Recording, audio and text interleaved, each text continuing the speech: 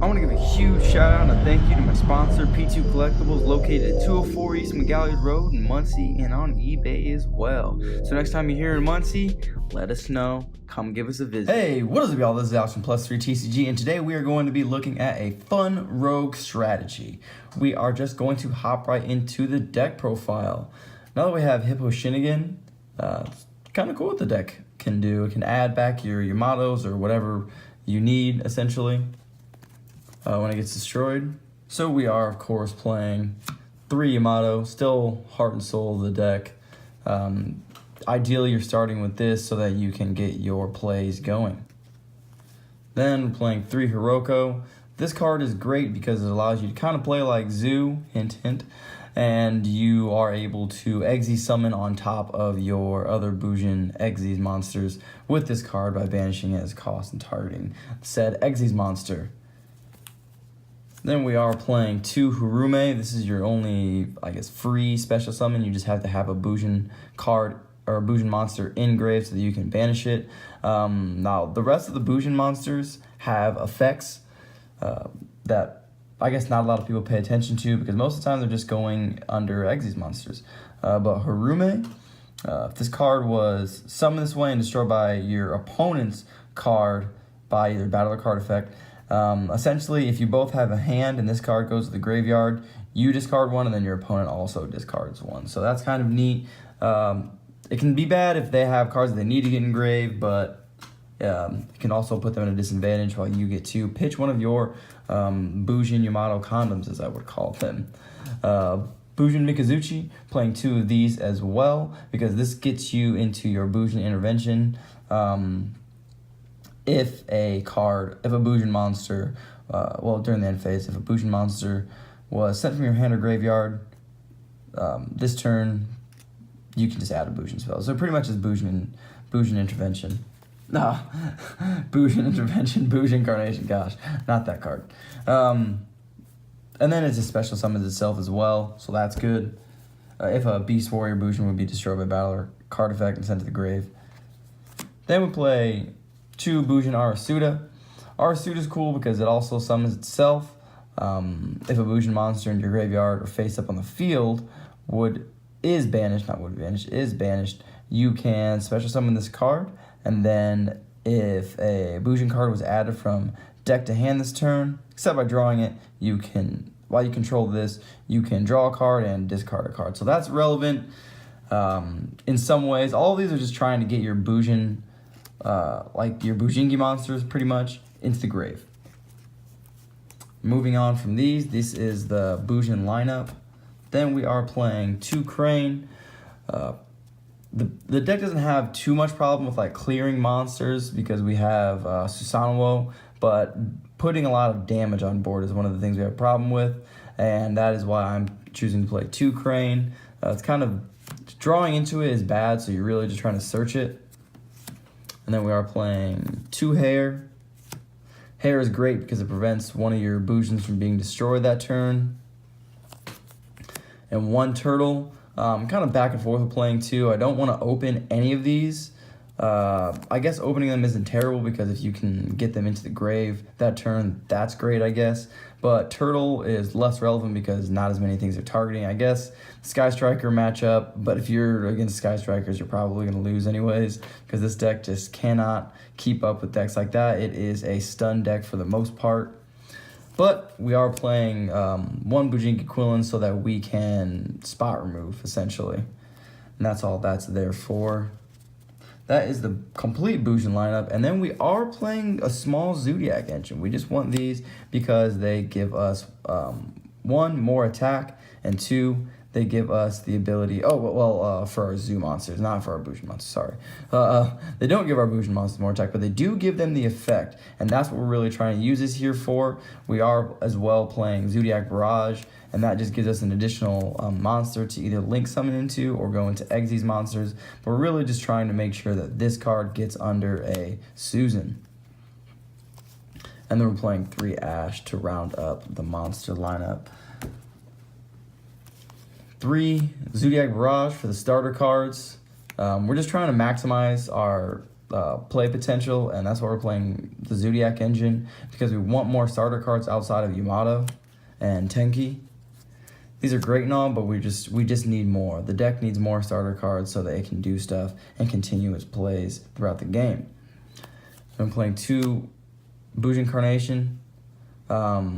Great card for plays after turn 1. If you don't know what it does, if your opponent controls a monster and you control no monsters, target 1 Bujin monster in your graveyard and one of your banished Bujin monsters and special summon them. They can't be used as Exes material except for Beast Warrior, or Winged Beast types. The problem with this card is your opponent has to control a monster and you have to control none. So it's still a great card. It's just not good until at usually turn 2 or 3. Turn 2, yeah, but you don't want to use. I guess since we're playing 2 of these, you don't it's not like you have to hold these, so just use it when you need it. But yeah. Only good after turn 1. And then we are playing Raigeki and Monster Reborn. Like I said, the deck doesn't have a ton of problem clearing boards because it's Susanoo, but it is just another way to clear boards, especially in a slow game that these always are.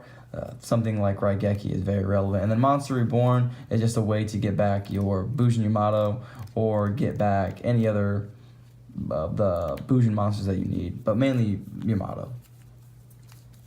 And then we're playing a small Solemn Brigade, 2 Solemn Warning, or 2 Solemn Strike, a Warning, and a Judgment.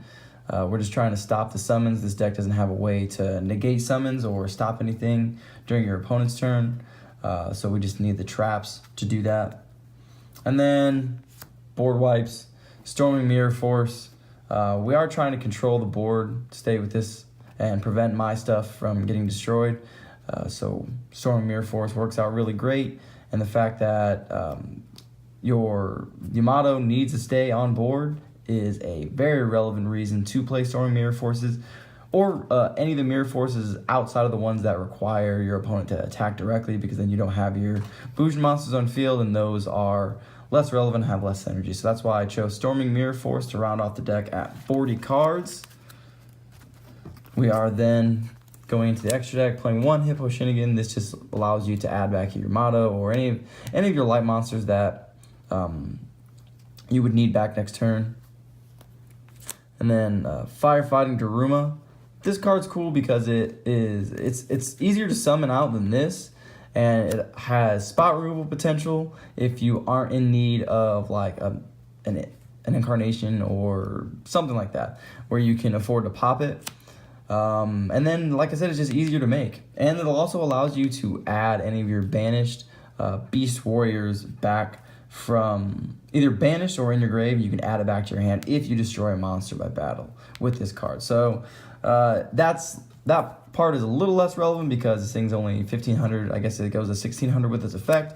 And depending on how many other Beast Warriors you control, it can be kind of big, but it's situational. Underclock Taker, because we're trying to push for game with Susan. So this and a Susan, and if they have a board full of monsters, is usually a very ideal situation for you.